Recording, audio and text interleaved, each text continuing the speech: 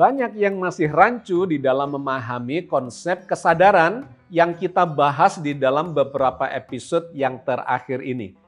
Bahwa kesadaran itu melekat pada makhluk alam semesta dengan segala isinya dan melekat kepada Tuhan yang menciptakan alam semesta.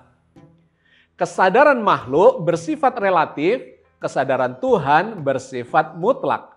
Dan keduanya terhubung secara simultan.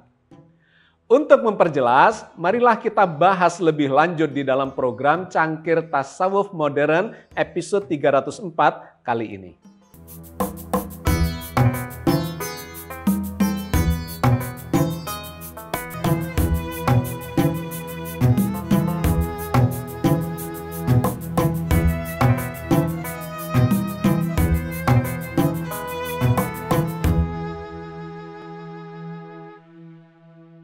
Assalamualaikum warahmatullahi wabarakatuh. Alhamdulillahirabbil alamin wassalatu wassalamu ala nabiyina Muhammadin wa ala alihi wa ashabihi wa ummatihi ajmain. Sahabat sekalian, kita berjumpa lagi di dalam program Cangkir Tasawuf Modern episode 304. Kita masih terus melanjutkan dan mengkaji lebih mendalam terkait dengan pemahaman kita terhadap yang disebut sebagai kesadaran. Saya membaca di dalam kolom komentar masih ada sejumlah kerancuan terkait dengan konsep kesadaran itu. Bahwa kita membahas dua macam kesadaran. Yang pertama adalah kesadaran yang melekat dan meliputi seluruh alam semesta sebagai makhluk yang diciptakan oleh Sang Pencipta. Dan yang kedua adalah kesadaran mutlak yang berasal bersumber atau melekat pada zat ketuhanan atau eksistensi ilahiyah, Sang Pencipta jagat raya dengan segala isinya. Hari ini kita akan memahami lebih jauh konsep kesadaran antara makhluk dengan Sang Pencipta itu. Mari kita definisikan kembali untuk melandasi pemahaman kita terkait dengan kesadaran. Apa itu kesadaran? Kesadaran adalah suatu kondisi di mana sesuatu itu bisa memahami, menyadari, bahkan merespon segala sesuatu yang terjadi dan kemudian memiliki arah tujuan tertentu.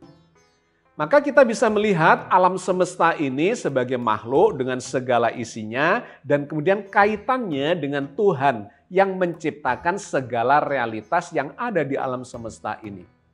Istilah kesadaran itu memang tergolong di dalam kata benda, tetapi kata benda yang berasal dari kata sifat. Sadar. Sadar adalah kata sifat yang menyifati sesuatu.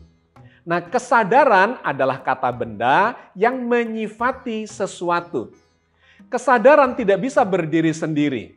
Karena dia kata sifat, maka pasti menyifati sesuatu. Di antaranya adalah menyifati alam semesta dengan segala yang ada di dalamnya. Sebagai kata sifat, dia melekat kepada sesuatu eksistensi atau sesuatu entitas. Nah, pada kesempatan kali ini kita akan membahas korelasi hubungan antara kesadaran yang meliputi melekat pada alam semesta dengan segala isinya. Dan yang kedua adalah kesadaran yang meliputi atau melekat pada Tuhan sebagai Sang Pencipta. Nah, sejauh yang sudah kita lakukan kajiannya, kita mendapati dua jenis kesadaran. Kesadaran yang pertama adalah kesadaran yang melekat pada makhluk atau melekat pada alam semesta. Dari mana kesimpulan itu? Kita sudah panjang lebar melakukan kajiannya. Bahwa alam semesta ini memiliki keteraturan yang bukan terjadi secara acak. Jadi kesadaran alam semesta itu muncul atau mewujud di dalam keteraturan alam semesta yang berdinamika menuju tujuan tertentu. Dikendalikan oleh sebuah sistem informasi mengarah pada tujuan tertentu yang kemudian itu diurai baik secara ilmiah maupun secara spiritual, bahwa sampai ilmuwan kuantum di era atau dekade mutakhir pun mengatakan bahwa ini ada satu implicate order atau tatanan tersembunyi yang menyebabkan jagat raya ini bisa berdinamika menuju arah tertentu. Teratur, dengan presisi, terkendali, ada yang menghendaki mengarah kepada sesuatu. Maka disimpulkanlah baik secara spiritual ataupun secara pendekatan spiritual science bahwa alam semesta ini sesungguhnya memiliki kesadaran. Itu adalah kesadaran yang pertama. Nah, kesadaran yang kedua, ketika kita runut, seluruh kesadaran yang meliputi alam semesta ini ternyata ada yang mengendalikan. Atau dengan kata lain, ada sumber kesadaran dari kesadaran alam semesta itu. Maka kita mengenal dua kesadaran itu. Yang pertama adalah kesadaran relatif yang meliputi jagat raya. Dan yang kedua adalah kesadaran mutlak yang menjadi sumber dari kesadaran alam semesta atau jagat raya itu. Mari kita urai secara kritis dengan memberikan pertanyaan. Sesungguhnya kesadaran itu muncul dari mana? Maka kalau kita tanyakan dan kita tarik ke sumbernya, kesadaran itu selalu muncul pada sesuatu yang hidup. Tidak mungkin atau tidak terjadi kesadaran itu muncul pada sesuatu yang mati. Melekat secara inheren pada yang mati. Kesadaran selalu muncul mewujud dari sesuatu yang hidup. Pertanyaan berikutnya, dari manakah munculnya sesuatu yang hidup itu? Maka sesuatu yang hidup selalu muncul dari yang hidup sebelumnya. Tidak pernah terjadi dan terbukti bahwa kehidupan itu muncul dari sesuatu yang mati. Yang hidup selalu muncul dari yang hidup sebelumnya. Dan yang hidup sebelumnya selalu muncul dari yang hidup sebelumnya lagi. Dan kalau kita telusuri ke masa lalu, maka kausalitas itu, sebab akibat itu selalu menunjukkan bahwa yang hidup berasal dari yang hidup sebelumnya. Yang hidup sebelumnya selalu muncul dari yang hidup sebelumnya lagi, sampai ujungnya tidak akan pernah muncul dari sesuatu yang mati, melainkan muncul dari sesuatu yang hidup secara mutlak. Apakah ini terbukti secara ilmiah, secara logis, rasional, dan empirik? Maka jawabannya iya. Ilmu pengetahuan, sains telah membuktikan sekian lama ini, berabad-abad lamanya, bahwa kehidupan selalu muncul dari kehidupan yang sebelumnya dan tidak pernah terbukti atau tidak bisa dibuktikan bahwa kehidupan muncul dari sesuatu yang mati. Maka kalau kita lacak ke masa lalu, kita mendapati di dalam abad-abad yang sebelumnya proses pembuktian. Karena ini adalah pertanyaan abadi di dalam peradaban manusia, misteri munculnya kehidupan. Teori yang pertama muncul adalah teori abiogenesis, bahwa kehidupan itu bisa muncul dari sesuatu yang mati katanya. Dulu dicurigai, kenapa daging yang dibiarkan di tempat terbuka membusuk kemudian bisa memunculkan kehidupan dalam bentuk belatung dan kemudian memunculkan mungkin semacam lalat dan sebagainya. Tetapi ternyata kesimpulan itu salah karena dibuktikan oleh Francisco Redi di abad 17 itu. Dia mempertanyakan dan kemudian membuat eksperimen dengan membuat 3 tempat yang berbeda-beda. Daging ditempatkan di wadah terbuka, daging ditempatkan di wadah yang tertutup kain tipis, dan yang ketiga, daging yang dibiarkan di tempat yang tertutup. Ternyata terbukti bahwa belatung itu hanya terjadi pada daging yang terbuka. Artinya dia terinfeksi oleh kehidupan dari luar daging itu. Kehidupan tidak muncul dari daging itu sendiri. Nah, ini lebih jelas lagi ketika dibikin eksperimennya oleh Louis Pasteur pada abad ke-19. Dia memasak kaldu di tempat yang tertutup dan kemudian dibiarkan kaldu itu beberapa hari di tempat yang tertutup itu. Ternyata tidak bisa memunculkan kehidupan kecuali sudah dibuka, dipatahkan atau dipecahkan labu tempat dia mensterilkan kaldu itu, barulah muncul mikroba di dalamnya. Ini memastikan bahwa sesungguhnya kehidupan tidak bisa muncul dari sesuatu yang steril, melainkan dia akan muncul ketika terinfeksi atau tertulari oleh kehidupan yang lain dari luar benda mati itu. Maka konsep abiogenesis itu gugur terpatahkan oleh penelitian-penelitian yang dilakukan oleh para ilmuwan pada waktu itu. Bahwa tidak mungkin kehidupan muncul dari sesuatu yang mati, justru sebaliknya kehidupan selalu muncul dari sesuatu yang hidup sebelumnya, terkenal dengan ungkapan omne vivum ex vivo. Sesuatu yang hidup selalu muncul dari kehidupan sebelumnya. Masih penasaran dengan hal itu, di abad berikutnya, abad 20, muncul eksperimen yang terkenal dari Stanley Miller dan Harold Urey. Dia mencoba mensimulasikan kondisi bumi yang masih awal, di mana atmosfer waktu itu banyak mengandung air, banyak mengandung gas-gas tertentu seperti metana, oksigen, nitrogen, dan sebagainya, kemudian diberi lucutan listrik. Dia mencoba membuat itu di laboratorium, dan dia berhasil mensintesa asam amino sebagai unsur-unsur dasar kehidupan. Asam amino adalah pembentuk protein, protein adalah pembentuk sel, dan kemudian seterusnya memunculkan makhluk hidup. Tetapi menariknya, eksperimen dari Miller dan Urey ini hanya berhasil mensintesa asam amino yang mati. Tidak memunculkan asam amino yang hidup atau apalagi membentuk sel. Sekali lagi ini menunjukkan kegagalan percobaan membuktikan bahwa sesuatu yang hidup berasal dari sesuatu yang mati. Dia bisa menciptakan asam amino, tapi asam amino itu sekedar istilahnya batu bata bagi terbentuknya sel yang hidup. Sama sekali tidak membuktikan sesuatu yang hidup. Percobaan atau eksperimen selanjutnya lebih menarik karena para ilmuwan penasaran masih ingin membuktikan bahwa mestinya dimungkinkan kehidupan muncul dari sesuatu yang mati. Yang pertama adalah yang dilakukan oleh Sidney Fox pada tahun 50-an. Sidney Fox memanaskan asam amino dan dari percobaannya itu terbentuklah proteinoid microsphere, sebuah struktur asam amino yang mirip dengan sel yang primitif. Tetapi dia hanya bisa membuktikan sampai di tingkat itu. Bahwa asam amino sebagai bahan dasar kehidupan itu bisa disintesa untuk membentuk semacam sel yang primitif. Tetapi sel itu tidak hidup.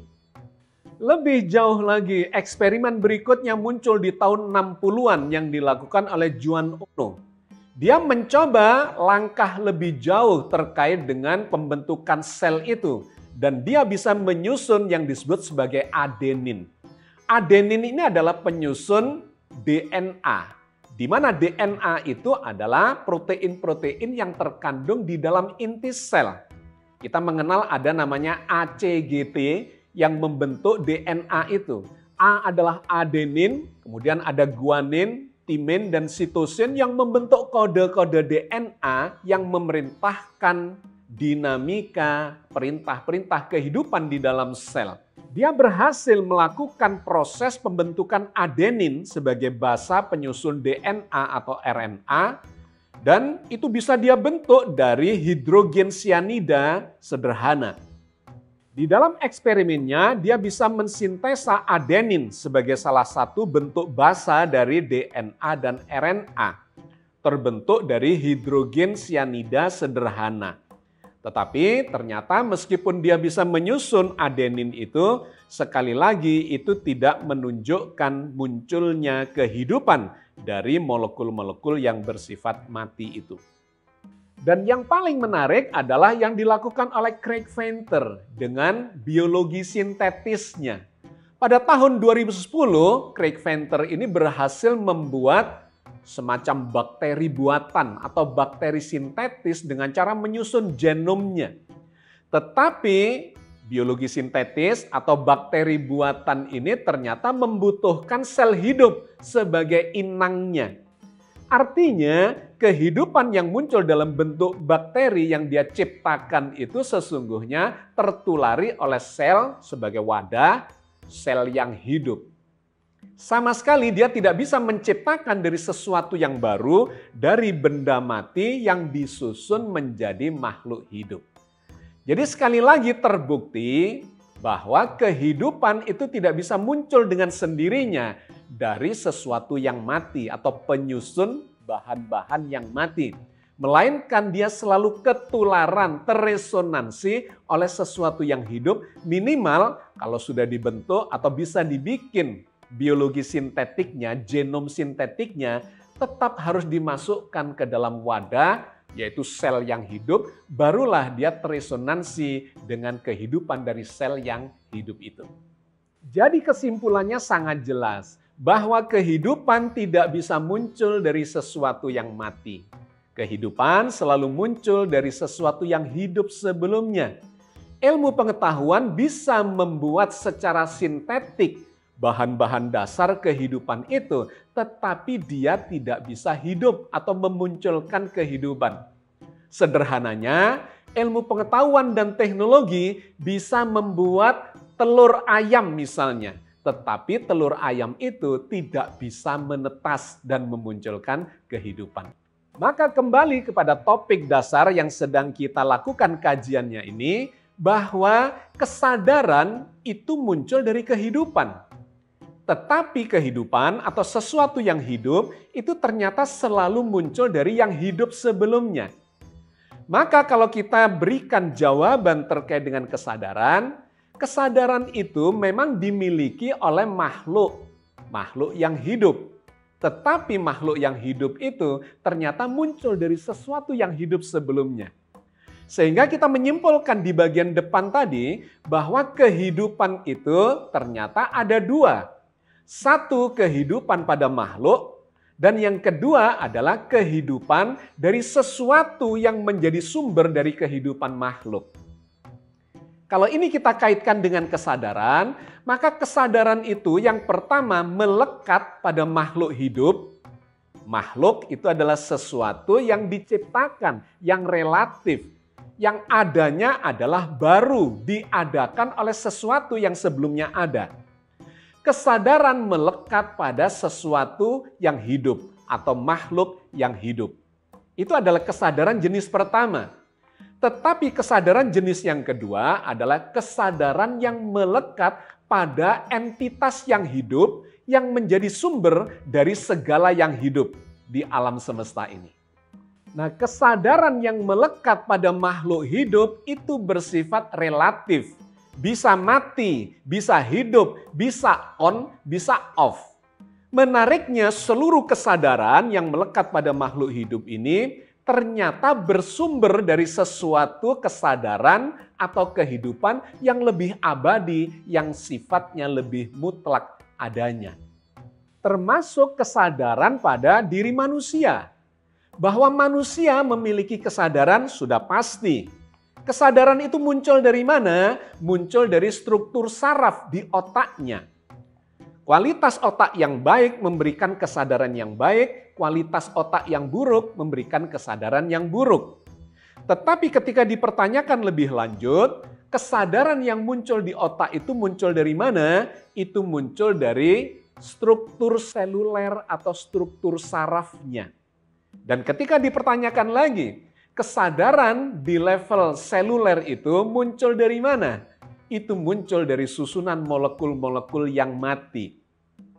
Disinilah memunculkan kemisteriusan yang tidak bisa dibuktikan oleh ilmu pengetahuan. Bagaimana ceritanya kesadaran pada makhluk hidup, pada manusia yang muncul di otak itu di level organ, kemudian muncul dari seluler, unit terkecil kehidupan adalah sel, di mana ini khusus pada sel saraf yang ada di otak. Tiba-tiba dikatakan bahwa kesadaran seluler yang membentuk kesadaran organik itu adalah muncul dari molekul-molekul yang bersifat mati. Disinilah terjadi jumping logika ketika seseorang mengatakan bahwa kesadaran itu bisa muncul dengan sendirinya dari sesuatu yang mati.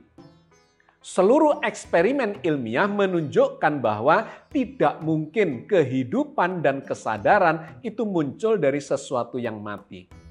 Ada sumber kesadaran, ada sumber kehidupan yang mengendalikan seluruh sistem saraf di otak manusia itu sehingga dia memiliki kesadaran dan kemudian kehidupan. Atau sebaliknya, kehidupan dan kemudian kesadaran. Jadi sesungguhnya ada kehidupan dan kesadaran yang meliputi seluruh jagat raya ini, yang meliputi seluruh makhluknya.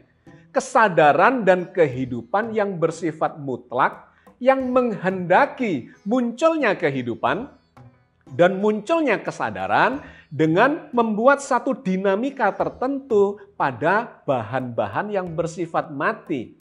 Berasal dari molekul-molekul yang mati, padahal molekulnya tersusun dari atom yang mati. Atomnya tersusun dari partikel-partikel subatomik yang mati, tersusun dari partikel-partikel virtual, partikel kuantum yang juga mati.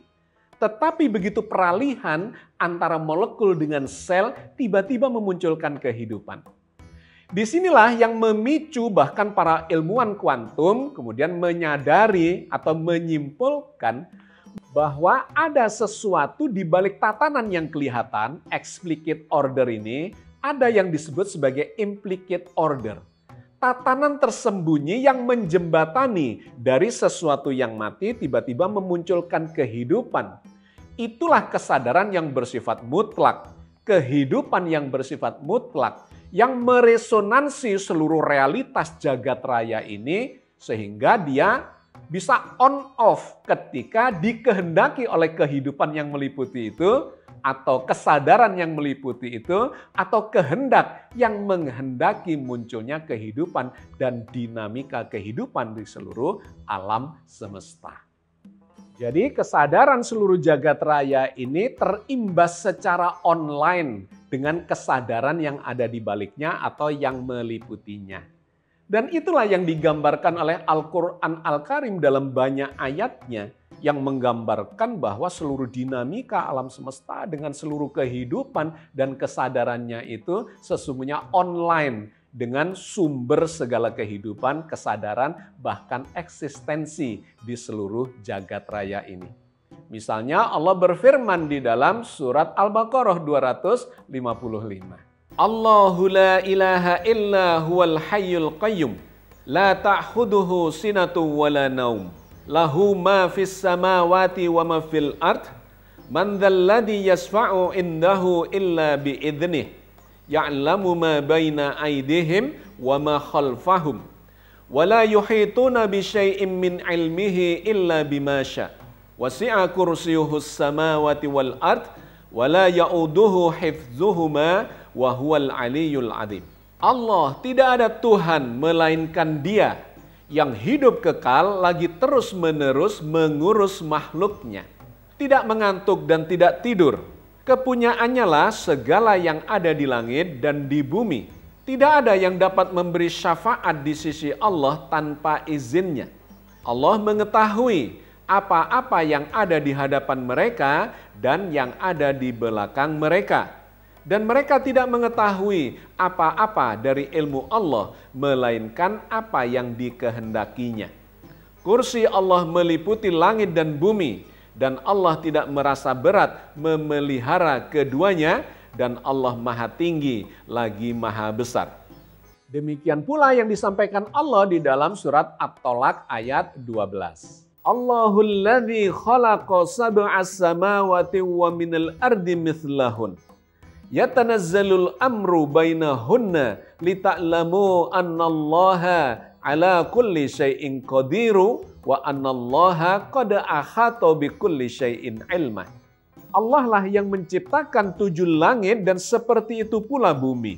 Perintah Allah berlaku padanya agar kamu semua mengetahui bahwasanya Allah Maha berkuasa atas segala sesuatu. Dan sesungguhnya Allah ilmunya benar-benar meliputi segala sesuatu itu. Sahabat sekalian, mudah-mudahan apa yang kita kaji dalam episode kali ini memberikan tambahan pemahaman sehingga menjadi gamblang dan tidak rancu lagi terkait dengan konsep kesadaran yang sedang kita kaji secara kritis dalam beberapa episode yang terakhir ini. Mudah-mudahan Allah senantiasa memberikan bimbingan kepada kita semua untuk terus mendekatkan diri kepada Allah Azza wa Jalla. Billahi taufiq wal hidayah. Assalamualaikum warahmatullahi wabarakatuh.